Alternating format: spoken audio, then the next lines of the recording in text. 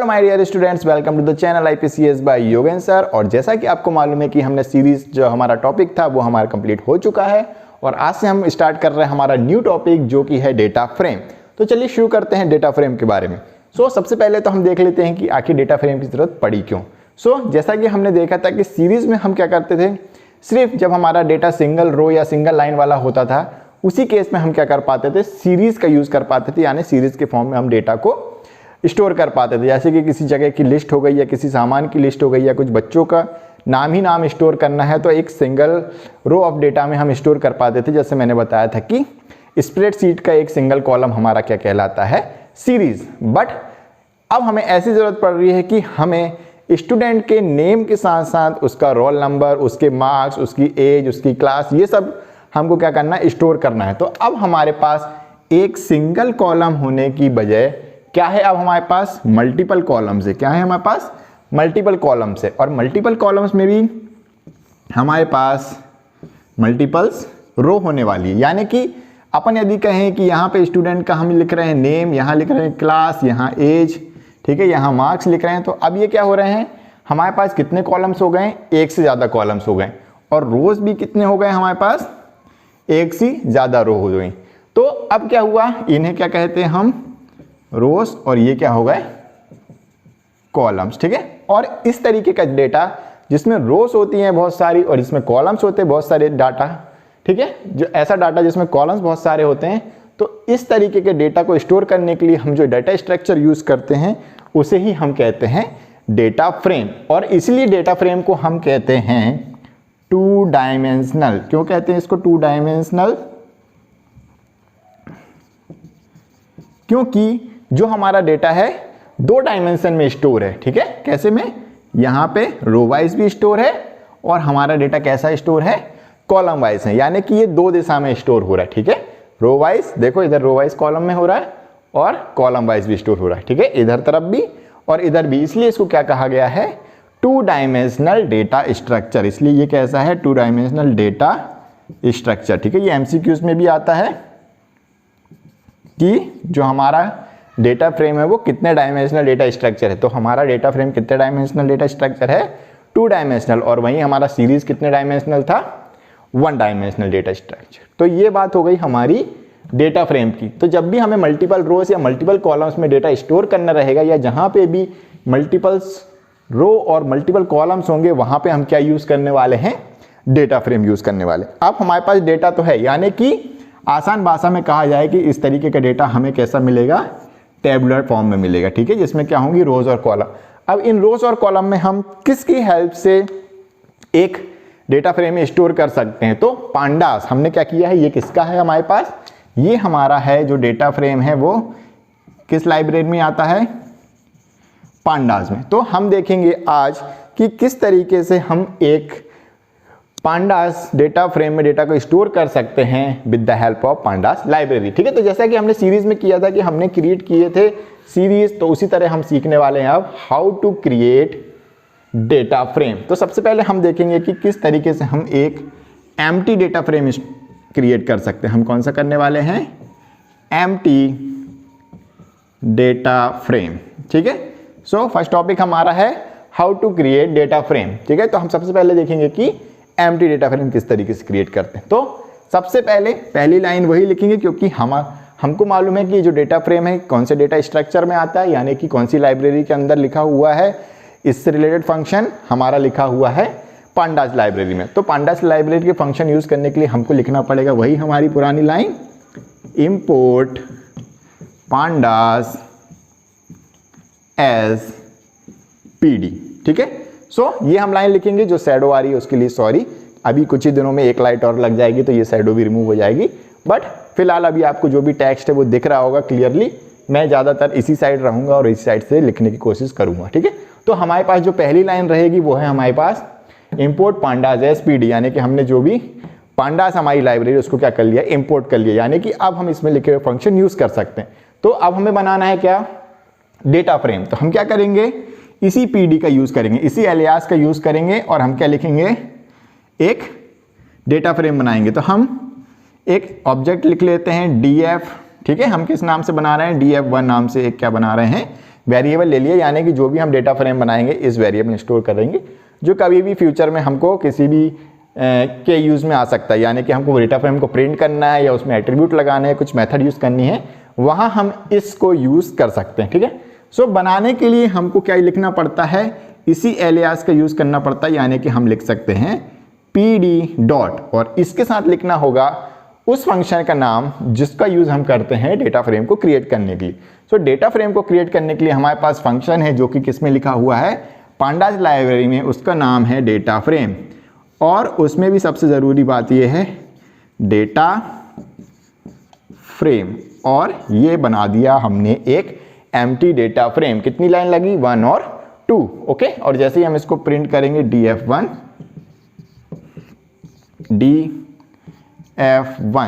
तो ये क्या प्रिंट करेगा, एक एम्प्टी डेटा फ्रेम। ओके, सो इसे ही कहते हैं हम एम्प्टी डेटा फ्रेम। अब इसमें सबसे पहली बात तो ये कि समझने वाली चीज़ ये है कि इसमें हमने ये जो D लिखा है ये कैपिटल है और F कैपिटल है। ठीक है, ये मैंने इस वीडियो में इसलिए बता दिया है कि कभी भी लाइफ टाइम में आप जब भी डेटा फ्रेम लिखोगे तो कभी भी मत भूलना कि ये जो D है और ये जो F है वो हमेशा कैसा लिखना है, कैपिटल लिखना है। ठीक है, मैं हमेशा अक्सर बोलता हूँ कि जो फंक्शंस वगैरह रहते हैं सारे के सारे स्मॉल लेते हैं, लेकिन जब हम सीरीज लिखते हैं तो सीरीज का S कैपिटल लिखते हैं।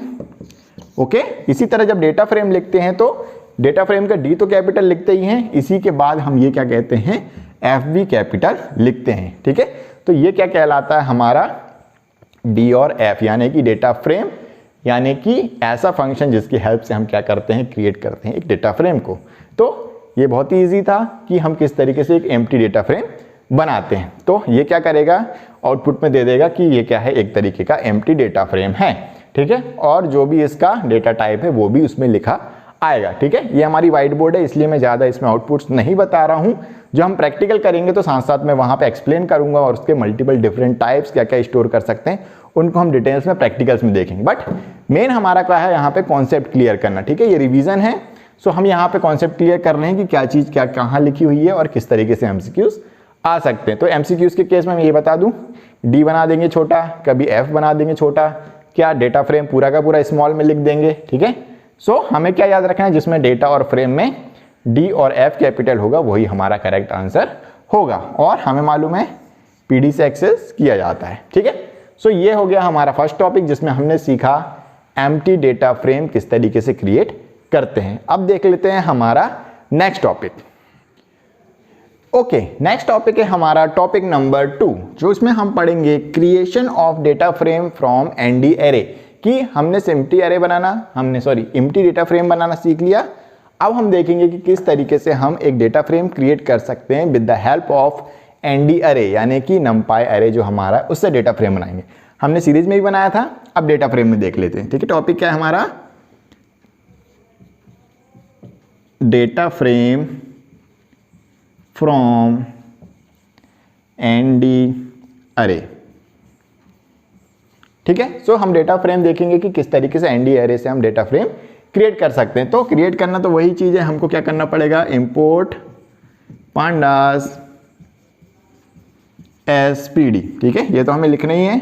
अब हमें किससे बनाना है, एनडी अरे से, यानी कि हमको कौन सी लाइब्रेरी और इंक्लूड करनी पड़ेगी, सीरीज में भी हमने की थी, हमें एक और लाइब्रेरी इंक्लूड करनी पड़ेगी क्योंकि हमें नमपाई अरे बनाना पड़ेगा पहले। तो हमें एक और लाइब्रेरी इंपोर्ट करिए जिसको बोलते हैं नमपाई। क्या लिखेंगे, नमपाई एज एनपी। ठीक है, तो हमने ये क्या किया, 2 लाइब्रेरी को इंक्लूड कर दिया। अब हमारे पास क्या बचता है, वह कोड लिखना जिसकी हेल्प से हम क्रिएट करेंगे हमारे एनडी एरे को। ठीक है, एनडी एरे से हमको डेटा फ्रेम बनाना है, तो पहले हम क्रिएट करेंगे एनडी अरे। तो हमें मालूम है एरे किस तरीके से बनाया जाता है, हमने लिख दिया array1 इक्वल टू, और हमने क्या किया है, np। ठीक है, numpy एज np को क्या किया है, लिखा हुआ था। इसी एलियास का यूज करेंगे हम, क्या लिखेंगे, np डॉट एरे। हमें कौन सा फंक्शन यूज करते हैं, एरे फंक्शन यूज करते हैं, और इसके अंदर हम क्या करते हैं, पास कर देंगे उन एलिमेंट्स को जिसकी हेल्प से हम क्या कर सकते हैं,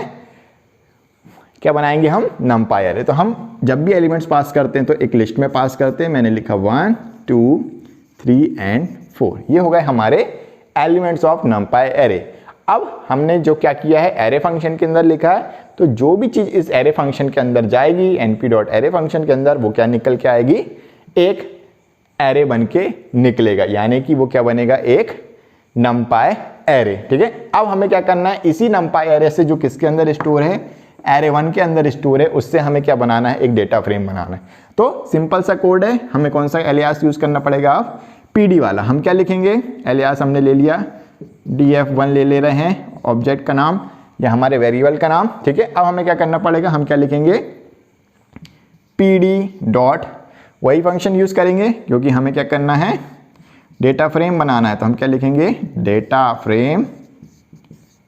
ठीक है, और इस डेटा फ्रेम में हम किसको पास कर देंगे, उसी एरे को पास कर देंगे जो हमने क्रिएट किया है ऊपर वाली लाइन में। ठीक है, सो हमने जैसा बोला था कि जो डेटा फ्रेम फंक्शन है, सॉरी डेटा फ्रेम का f स्मॉल हो गया है, f। ठीक है, डेटा फ्रेम। सो हमने क्या किया, इसमें एज अ पैरामीटर क्या कर दिया, numpy एरे को पास कर दिया। अब ये जो डेटा फ्रेम फंक्शन के अंदर एरे को पास कर दिया है, तो ये जब निकलेगा तो ये भी क्या बन के निकलेगा, यानी कि जब हम df1 को प्रिंट करेंगे तो ये भी हमें क्या देगा, एक डेटा फ्रेम देगा। ये क्या है, हमारा डेटा फ्रेम। और ये डेटा फ्रेम हमने किससे बनाया है, ये डेटा फ्रेम हमने बनाया है फ्रॉम numpy एरे। ठीक है, यानी कि n डायमेंशनल एरे से। ठीक है, तो ये क्या हो गया, हमारा एक डेटा फ्रेम क्रिएट हो गया। ठीक है, ये बहुत इंपॉर्टेंट टॉपिक है। ठीक है, यहां से भी हम क्या कर सकते हैं, एक डेटा फ्रेम क्रिएट कर सकते हैं। अब ये तो हो गई, हमने क्या किया, एक सिंगल एरे पास किया। ठीक है, तो यदि हम एक सिंगल एरे पास करते हैं तो क्या होता है, हमको एक सिंगल लाइन में ही आउटपुट मिलता है, यानी कि जो भी हमारा डेटा फ्रेम बना है वो कैसा होगा, 0 1 2 3, और यहाँ पे क्या होगा 1 2 3 और 4, इस तरीके के क्या लिखे रहेंगे, एलिमेंट्स लिखे रहेंगे। ठीक है, ये हमारा 0th इंडेक्स है और ये हमारा आउटपुट आएगा। ठीक है, अब हम चाहते हैं कि यहीं पे हम चाहते हैं कि मल्टीपल रोस आए। ठीक है, हमें मालूम है कि हम डेटा फ्रेम किस लिए यूज करते हैं, मल्टीपल रो को स्टोर करने के लिए। तो अब हम क्या कर सकते हैं, यहाँ पे जो एज अ पैरामीटर में हम क्या कर रहे हैं, एक सिंगल एरे पास कर रहे हैं, ऐसे ही हम मल्टीपल एरेज पास कर सकते हैं। ठीक है, किस तरीके से, ये लाइन मिटानी पड़ेगी मुझे। अब हम क्या कर सकते हैं,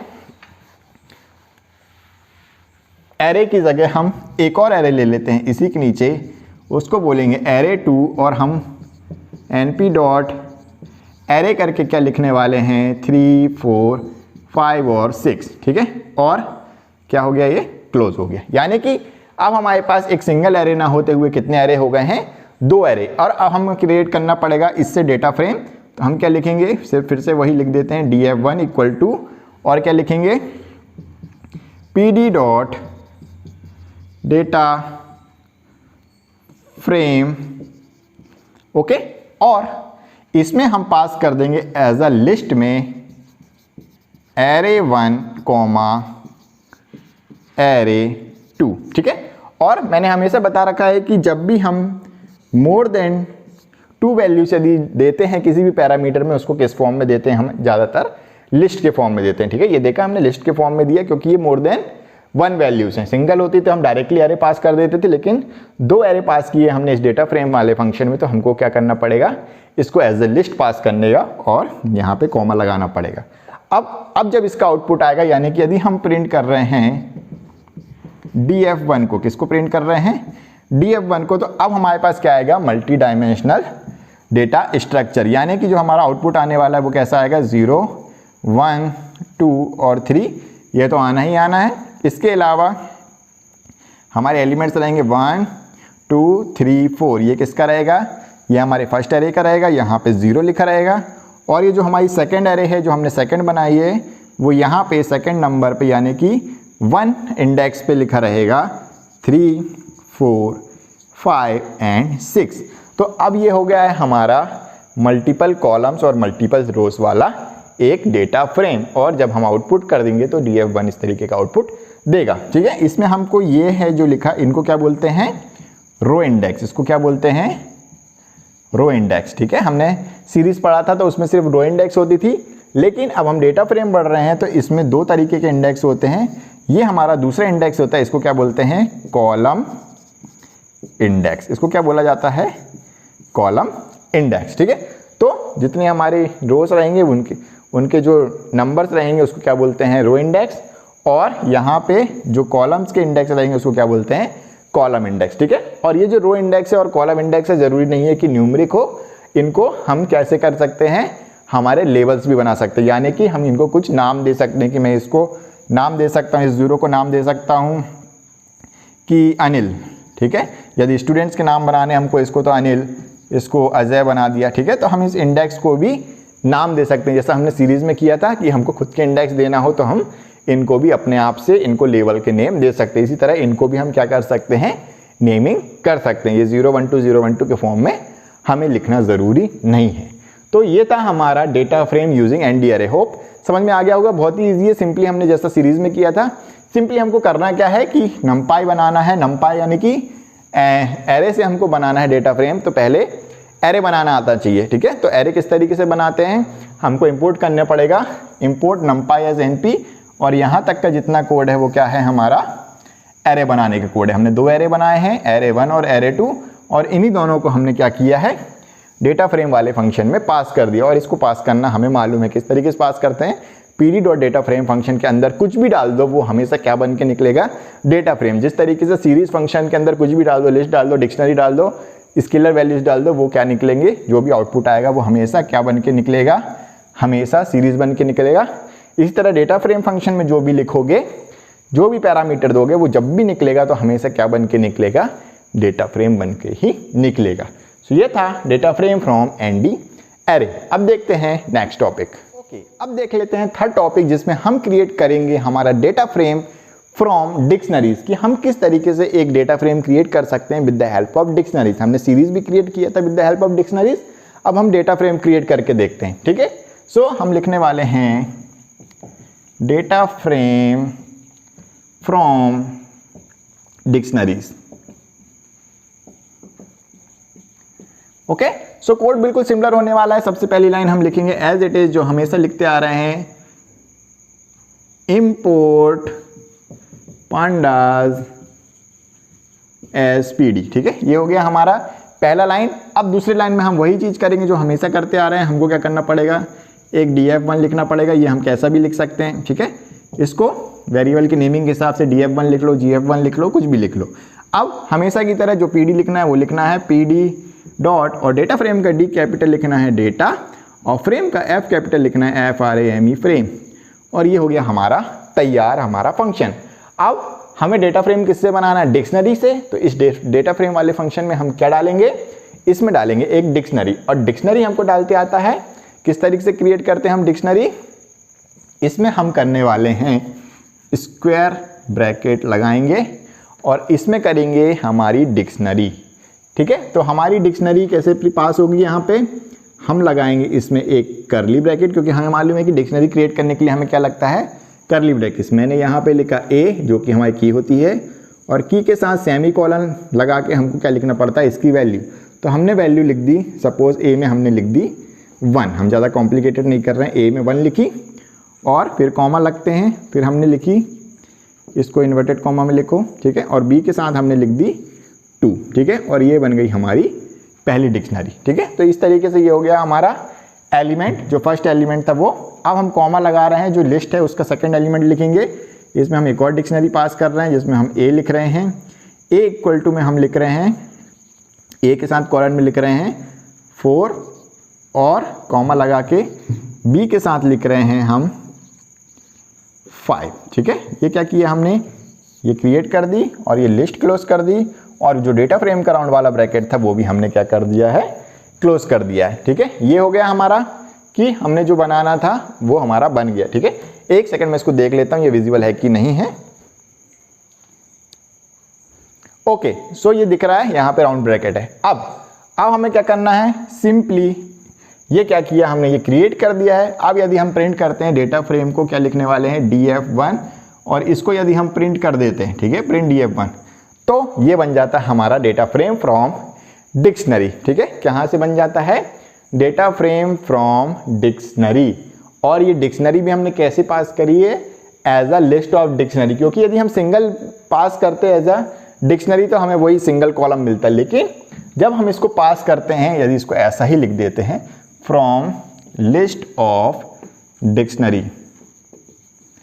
ठीक है, जब भी हम डेटा फ्रेम बनाते हैं तो हर एक चीज में लिस्ट ही डलती है, ठीक है, लिस्ट ऑफ मतलब कि हमें कॉमा लगा के मल्टीपल वैल्यूज देनी पड़ती है, जब भी मल्टीपल कॉलम्स हमारे सेव हो पाते हैं या क्रिएट हो पाते हैं। यदि हम सिंगल पैरामीटर देंगे तो एक ही कॉलम बनेगा, तो वो काम तो हम सीरीज से भी कर सकते हैं। सो जब भी हमें डेटा फ्रेम क्रिएट करना रहता है तो हम क्या करते हैं, एज अ लिस्ट पास करते हैं। तो हमने लिस्ट में क्या किया, ये लिस्ट थी हमारी और इसमें हमने क्या पास की, डिफरेंट डिफरेंट डिक्शनरी, ठीक है, एक डिक्शनरी ये हो गई, एक डिक्शनरी ये हो गई, एक डिक्शनरी ये हो गई, एक डिक्शनरी ये हो गई।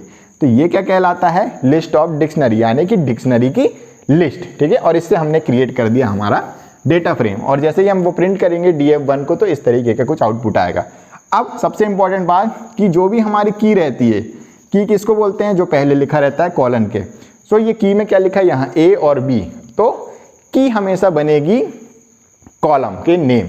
क्या बनेंगे, की हमेशा क्या बनती है, कॉलम के नेम, यानी कि कॉलम लेवल, यानी कि की में A और B लिखा है तो ये कहाँ जाएंगे, ऊपर A और B, ठीक है, याद रहेगा। और जो वैल्यूज हैं, A की वैल्यूज कितनी है 1, तो यहाँ आएगा 1, यहाँ आएगा 2, और ये जो नीचे वाला डेटा फ्रेम है उसमें क्या है 4 और यहाँ 5, ठीक है, और इसके इंडेक्स तो वही चलेंगे 0 और 1।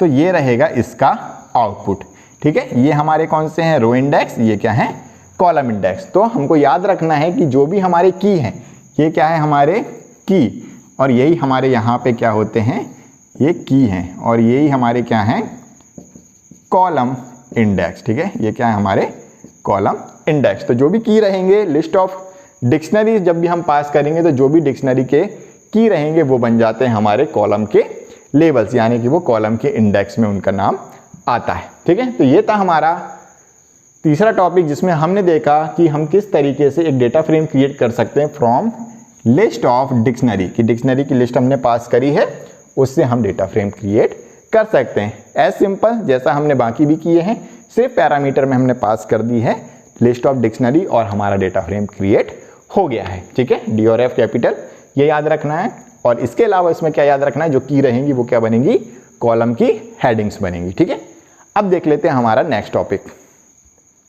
ओके, नेक्स्ट टॉपिक है हमारा टॉपिक नंबर 4, जिसमें हम देखने वाले हैं how to create data frame from dictionary of list, ठीक है। दोनों में अंतर है, पहले तो हम अंतर देख लेते हैं। पहले हमने क्या बनाया था, लिस्ट ऑफ डिक्शनरी, यानी कि ये थी हमारी लिस्ट, और ये किसकी लिस्ट थी, डिक्शनरी की लिस्ट थी। कॉमा लगा के हमने इसमें क्या पास की थी, डिक्शनरी, क्योंकि डिक्शनरी हम किसमें पास करते हैं, करली ब्रैकेट में। इसको क्या बोला जाता है, लिस्ट ऑफ डिक्शनरी, ठीक है, ये याद रहेगा। थोड़ा सा कंफ्यूजन है इसलिए मैं बता दे रहा हूं। अब हमें क्या करना है, creation of data frame from dictionary of list, यानी कि किसकी डिक्शनरी, लिस्ट की डिक्शनरी। तो हमें क्या करना पड़ेगा, एक डिक्शनरी बनाना पड़ेगा, लेकिन डिक्शनरी किसकी है, लिस्ट की डिक्शनरी है। तो उसको क्रिएट कैसे करते हैं, हमें मालूम है डिक्शनरी कैसे क्रिएट की जाती है। हमारे पास एक एलिमेंट रहता है जिसको बोलते हैं ए, और यदि ये लिस्ट की डिक्शनरी है तो इसके साथ एक एलिमेंट रहेगा, कॉलन लगा के ये लिस्ट पास की। इसी तरह कॉमा लगा के बी, और हम क्या करेंगे, एक लिस्ट पास कर देंगे जो भी वैल्यूज हैं उसकी। इसी तरह सी, और हम कॉलन लगा के एक लिस्ट पास कर देंगे, और ये इसको ख़त्म कर देंगे। तो ये क्या हुई हमारी डिक्शनरी, और डिक्शनरी के अंदर जो एलिमेंट है वो क्या है, अपने आप में क्या है, एक लिस्ट है। तो यही इसी हेल्प से यदि डेटा फ्रेम क्रिएट करते हैं तो वो क्या कहलाता है, डिक्शनरी ऑफ लिस्ट। ये किसकी डिक्शनरी है, ये लिस्ट की डिक्शनरी है, क्योंकि इसके अंदर जो भी एलिमेंट्स है वो क्या है, लिस्ट है। ये सब क्या है, ये तीनों चीज़ क्या है, हमारी लिस्ट है।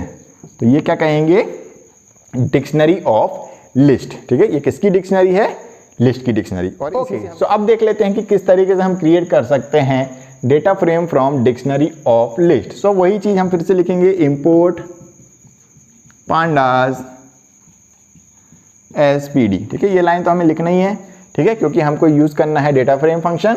और हम वही चीज लिखने वाले हैं, PD dot data frame, DATA data, और FRAME फ्रेम, ठीक है। और इसको लिखने वाले हैं राउंड ब्रैकेट में। ये हो गया हमारा empty data frame create. But हमें क्या करना है, इस फंक्शन में किसको पास करना है, डिक्शनरी ऑफ लिस्ट को। तो इसमें हम किस तरीके से पास करेंगे, इसी राउंड ब्रैकेट में हम करली ब्रैकेट्स लगाएंगे और हम लिखेंगे हमारे की को, और इसकी जो वैल्यूज रहेंगी वो वैल्यूज रहेंगी हमारी लिस्ट के फॉर्म में। तो इसमें मैंने लिख दिया 1, 2, ठीक है, शॉर्ट कर देता हूँ थोड़ा सा। इसी तरह बी लिखा, बी फिर से एक और एलिमेंट लिया, उसमें हमने लिखा 3, 4 और इसी तरह हमने सी लिखा, इसी के नीचे लिख देता हूँ, यहाँ कॉमा लगाया, इसके यहाँ पे लिखा सी और कॉलन में लिखा हमने 1, 3, 4, 5, 6 और उस डिक्शनरी को बंद किया और जो हमारे डेटा फ्रेम का फंक्शन था उसको बंद किया। अब ये जो बनाएगा, ठीक है, यदि हम इसको एक वेरिएबल में लेते हैं जो कि है df1 और हम इसको प्रिंट करते हैं df1 को, तो ये क्या बनाएगा, एक डेटा फ्रेम। और ये डेटा फ्रेम किससे बन जाएगा, अब ये डेटा फ्रेम बन जाएगा डिक्शनरी ऑफ लिस्ट से बन जाएगा, ठीक है। और इसका आउटपुट क्या आने वाला है, इसका आउटपुट आने वाला है जो भी हमारी की रहेंगी वो हमें मालूम है क्या होती हैं, की बन जाएगी ए बी और सी। तो ए बी और सी की हैं तो वो बन जाएंगे हमारे कॉलम के लेवल ए बी और सी, ठीक है। और वैल्यूज हमारी क्या है, ए की वैल्यू कितनी है 1, बी की वैल्यू है 1 है और 2 है, ठीक है। बी की वैल्यू कितनी है 3 है और 4 है, और सी की वैल्यू कितनी है 5 है और 6 है, और इनके लेवल्स कितने हैं 0 और 1, ठीक है। ये दो रोज में जा रही हैं, ए बी और सी और ए बी और सी। सो इस तरीके का आउटपुट हमको मिलने वाला है, ठीक है, कि ए की वैल्यू कौन कौन सी थी 1 और 2 थी, तो ए की जो हमारी वैल्यूज हैं, मतलब ए वाली जो भी हमारी कॉलम्स है उसमें कौन कौन सी वैल्यू आई 1 और 2 आई हैं। इसी तरह बी है, बी में कौन कौन सी वैल्यू आई हैं 3 और 4, और सी में कितनी आई हैं 5 और 6, ठीक है। तो इस तरीके से हम क्या कर सकते हैं, वैल्यूज दे सकते हैं, ठीक है। तो ये हो गया हमारा data frame from dictionary of list. Okay, अब देख लेते हैं हमारा नेक्स्ट टॉपिक।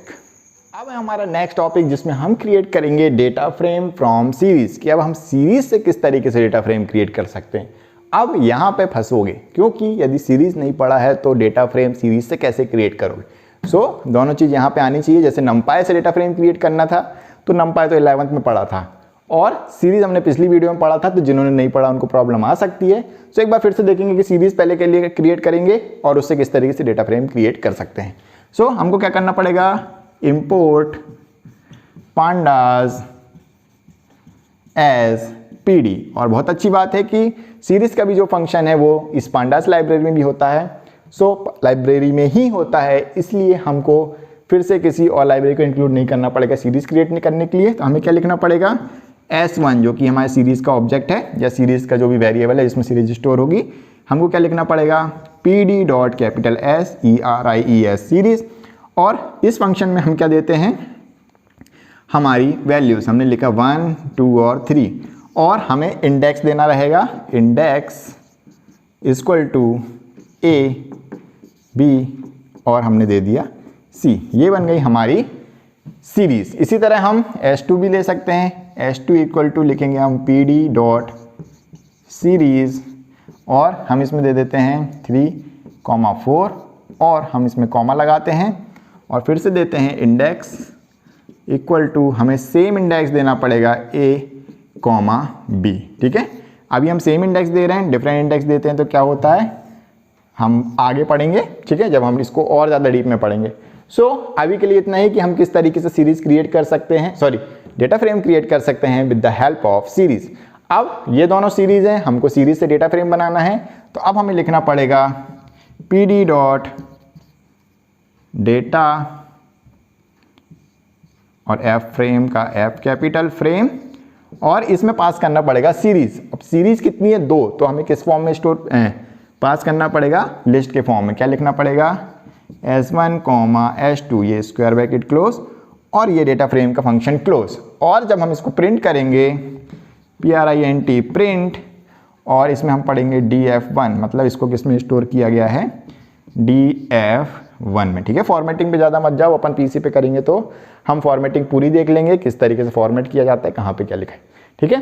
सो हमने प्रिंट किया df1 को। अब ये किस तरीके से प्रिंट होने वाला है, जो भी हमारी वैल्यूज हैं वो वैल्यूज में ही आएंगी, और जो इंडेक्स देंगे वो हमारे हमेशा क्या बनेंगे, कॉलम के लेवल। ठीक है, चाहे कोई भी इंडेक्स हो वो हमेशा क्या बनते हैं, कॉलम की हेडिंग्स बनती है। और डिक्शनरी के केस में जो भी की रहती है वो कॉलम की हेडिंग बनती है। तो यहाँ कॉलम की हेडिंग क्या है, ए और बी है। ठीक है, यहाँ पे हमने 2 ही दिए हैं तो 2 से भी काम चल जाएगा। ठीक है, अब देखो क्या आउटपुट आएगा। यहाँ पे मैंने गलती से 2 दे दिया, लेकिन अब हम यदि 2 दे देते हैं तो वहाँ पे 2 में क्या आउटपुट आता है।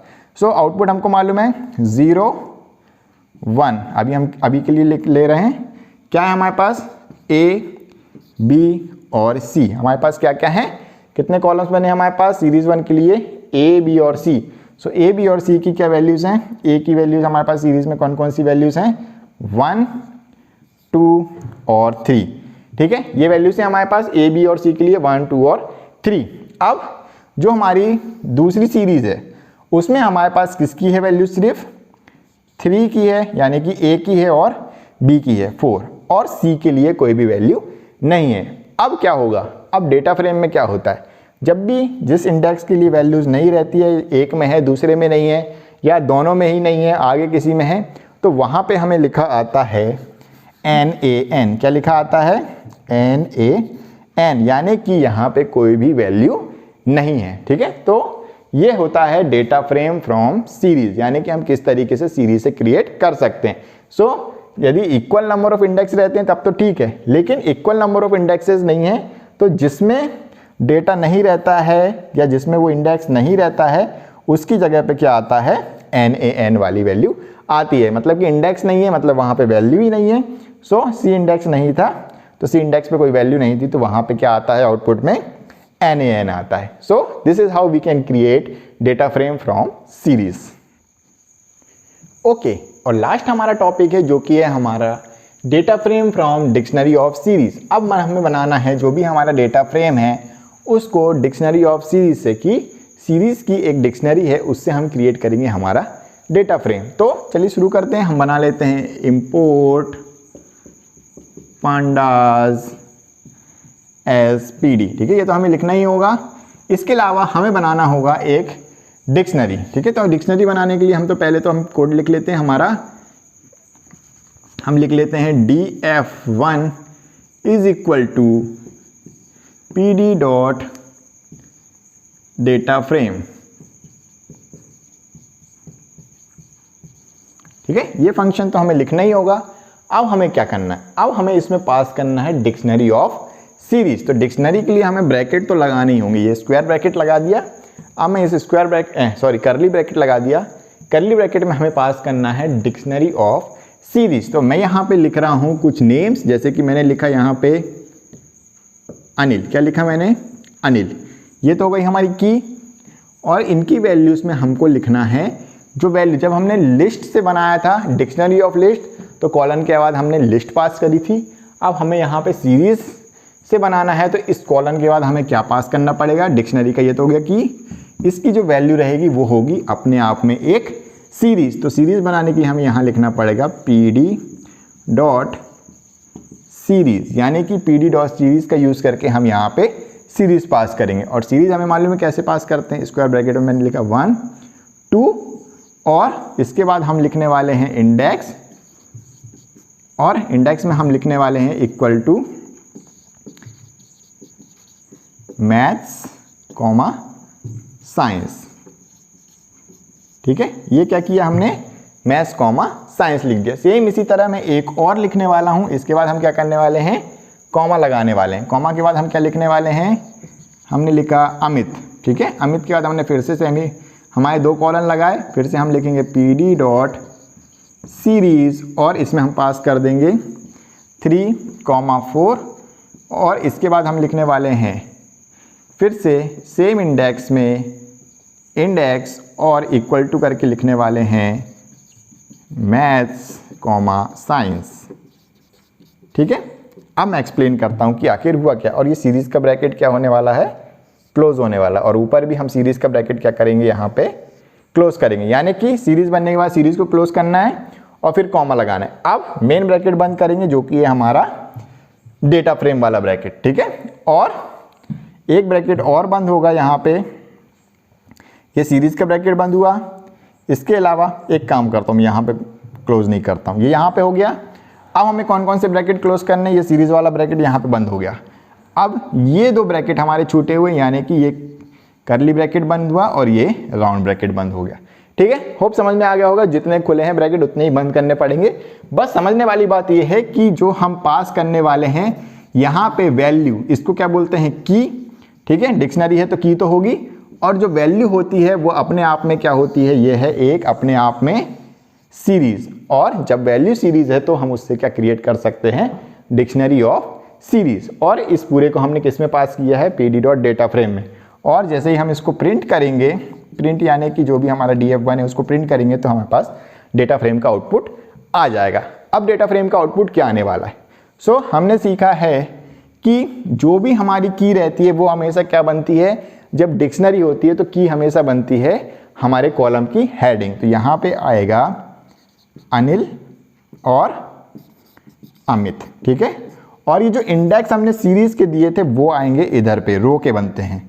ये हो गया मैथ्स और ये हो गया साइंस। ठीक है, और अनिल के केस में क्या है हमारे पास 1 और 2, और इधर के केस में है 3 और 4। तो ये हो गया हमारा आउटपुट, और इसका डेटा टाइप आएगा int 64। सो क्या है इसमें सबसे इंपॉर्टेंट वाली बात, कि जो की है डिक्शनरी से जब भी बनेगी तो की बनेगी हमारी कॉलम के नेम। ये हो गए हमारे कॉलम के नेम। ठीक है, लिस्ट में भी ऐसे ही हुआ था, कॉलम के नेम बने थे हमारे की।